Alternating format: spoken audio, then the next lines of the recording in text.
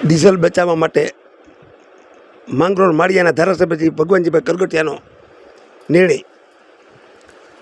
માંગરોળ અને માળિયાહાટીના વિસ્તારના ધારાસભ્યજી ભગવાનજીભાઈ કરગટિયા દ્વારા એક અનોખો અને પ્રેરણાદાયક નિર્ણય લેવામાં આવ્યો છે. વર્ષોથી ઉપયોગી લેવાતી પોતાની ડીઝલ ફોર્ચ્યુનર કારને સાઈડમાં મૂકી હવે તેઓ સીએનજી કારનો ઉપયોગ કરતા નજરે પડ્યા છે. ધારાસભ્યશ્રી ભગવાનજીભાઈ કરગટિયાએ જણાવ્યું હતું કે હાલ દેશ અને વિશ્વમાં સર્જાયેલી યુદ્ધ જેવી પરિસ્થિતિ તેમજ પેટ્રોલ ડીઝલના વધતા વપરાશને ધ્યાનમાં રાખીને દરેક નાગરિકે ઈંધણ બચત તરફ આગળ વધવું જરૂરી બન્યું છે. તેમણે કહ્યું હતું કે દેશના વડાપ્રધાન શ્રી નરેન્દ્રભાઈ મોદી દ્વારા વારંવાર પેટ્રોલ ડીઝલ બચાવવા અને વૈકલ્પિક ઈંધણનો ઉપયોગ માટે કરવામાં આવતી અપીલથી આ નિર્ણય લીધો છે. ધારાસભ્યશ્રી ભગવાનજીભાઈ કરગટિયાએ વધુમાં પણ જણાવ્યું હતું કે સામાન્ય માણસથી લઈને જનપ્રતિનિધિઓ સુધી દરેક વ્યક્તિઓએ પોતાના જીવનમાં નાના નાના ફેરફારો કરીને ઈંધણ બચતનો સંદેશો લેવો જોઈએ. સીએનજી વાહનોનો ઉપયોગ વધવાથી માત્ર ખર્ચમાં રાહત નહીં મળે પરંતુ પ્રદૂષણ ઘટાડવામાં પણ મદદ મળશે. હાલમાં સમયમાં દેશ હિત અને પર્યાવરણ બચાવવા માટે આવા નિર્ણયો ખૂબ જ જરૂરી હોવાનું શ્રી ભગવાનજીભાઈએ ઉમેર્યું હતું. ભગવાનજીભાઈ કરગટિયાએ લોકોને પણ શક્ય હોય ત્યાં સુધી પેટ્રોલ અને ડીઝલનો ઓછો ઉપયોગ કરવા જણાવ્યું છે.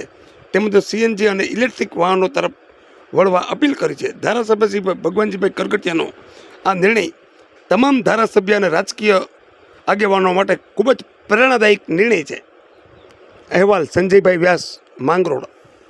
જે દર્શક મિત્રોએ સુપરફાસ્ટ ચેનલને સબસ્ક્રાઈબર નથી કરી તેમણે સબસ્ક્રાઈબર કરી લેવી.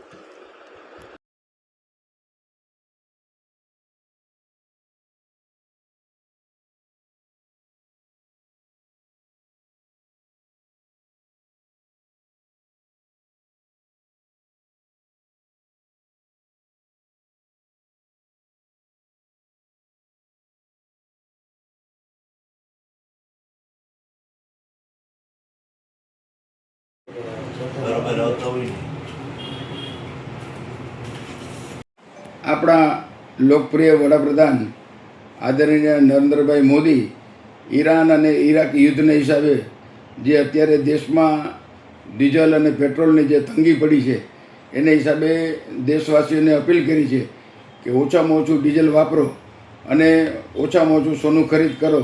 જેને અપીલને માન્ય રાખીને મેં મારી 6 દિવસથી મારી ફોર્ચ્યુનર ગાડી માધવપુર મુકામે મારા ઘરે રાખી દીધી છે અને છેલ્લા 6 દિવસથી હું સીએનજીવાળી ગાડી વાપરું છું, જેને હિસાબે ડીઝલની બચત થાય છે.